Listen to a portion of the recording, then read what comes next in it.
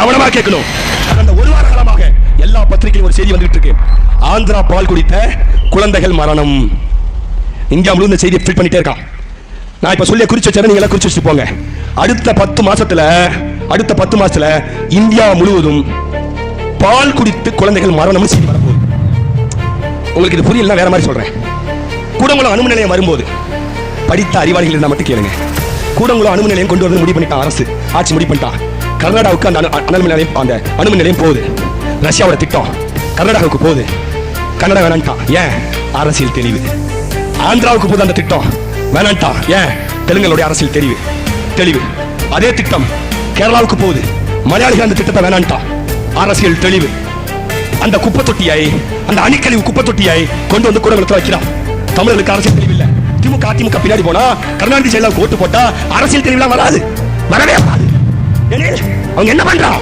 அந்த அணுமின் திட்டத்தை எதிர்த்து இடிந்தக்கரை மக்கள் போராடிய போது தமிழ்நாடு முழுவதும் தொடர்ந்து மின் பற்றாக்குறை உருவாக்கலாம் திட்டமிட்டு. தினமும் இரவு மின்சாரம் கட்டாகும். எல்லாரும் மக்களோட வாயிலையும் அவன் வாயிலே மின்சாரம் இருந்தா பரவாயில்லையே, மின்சாரம் இருந்தா பிச்சை எடுக்க விட்டான். ஞாபகம் வருதா? கூடங்குளம் அணுமின் நிலையம் கரெக்டான அணுமின் நிலையம் வந்த பிறகு அதுக்கப்புறம் மின்சார பற்றாக்குறை இல்லை. இப்பயும் மின்சார பற்றாக்குறை தீர்த்து வைப்பது அணுமின் நிலையம் அல்ல, அனல் நிலையமோ புனல் நிலையமோ நிலக்கரி பழுப்பு நிலக்கரியோ, சரியா, நம்மளுடைய நெய்வேலி நிலக்கரியோ அல்லது மேட்டூர்ல இருந்து வர மின்சாரமோ அல்லது தூத்துக்குடியில இருந்து வர காற்றாலை மின்சாரமோ கன்னியாகுமரியில வர காற்றாலை மின்சாரம் தான் தமிழ்நாட்டின் மின்சாரத்தை தீர்த்து வைக்குது.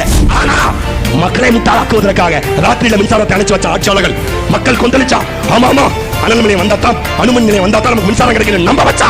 எல்லா ஊடகங்களையும் எல்லா பத்திரிகையும் எழுத வச்சா, உன்னை நம்ப வச்சு அந்த அணுமின் நிலையத்தை கொண்டு வந்து நம்ம தலையாச்சிட்டான். வெட்டிச்சா பல லட்சக்கணக்கான தமிழர்கள் செத்து போவான். ஒரே கட்சி தான் தமிழ்நாட்டில் எதிர்த்தது, அது நாம் தமிழர் கட்சி பற்றி தான். அதை எதிர்த்து சரியா, 8 வழிச்சாலையா நான் தான் எதிர்க்கிறேன். பரந்தூர் விமான நிலையமா நான் தான் உயிரை கொடுத்து எதிர்க்கிறேன். மீட்டே நெறிகாட்டு பிரச்சனையா நான் தான் எதிர்க்கிறேன். கேள் என்ன குழாய் பதிப்பா நாம் தமிழர் தான் எதிர்க்குது. ஏன்? போராளிகளும் புரட்சியாளர்களும் நாம் தமிழ் கட்சியில் மட்டும் தான் இருக்கிறார். நாம் தமிழ் கட்சியில் இருக்கா, எவனையும் எதிர்க்கல. இப்பவும் சொல்றேன், நாம் தமிழ் பிள்ளைகள் தயாராகுங்கள் அடுத்த யுத்தத்துக்கு. எல்லா பத்திரிகையும் செய்தி வரப்போகுது. பாலை குடித்தா செத்து போயிருங்கிற பயத்தை உனக்கு கொடுக்க போறான். தமிழ்நாட்டு பாலை குடிச்சா செத்து போயிருங்கிற பயத்தை உனக்கு கொடுக்க ஆரம்பிச்சுவாங்க. 10 மாசத்துல இதை பயத்தை கொடுத்து அமெரிக்க பாலை இறக்கிடுவான். இந்தியாவின் முதுகெலும்பாக இருக்குது. ஐயா காந்தியடிகள் சொல்கிறார், இந்தியாவின் ஜீவனாடி என்பது கிராமங்கள் என்கிறார். அந்த கிராமங்களின் முதுகெலும்பை உடைக்க போறாங்க ஆட்சியாளர்கள். ஏன்? இவர்கள் வெறும் புரோக்கர்கள். யாரு? ஐயா மோடி ஆல் இந்தியா புரோக்கர், உலகளாவிய புரோக்கர். ஐயா ஸ்டாலின் ஒரு புரோக்கர்.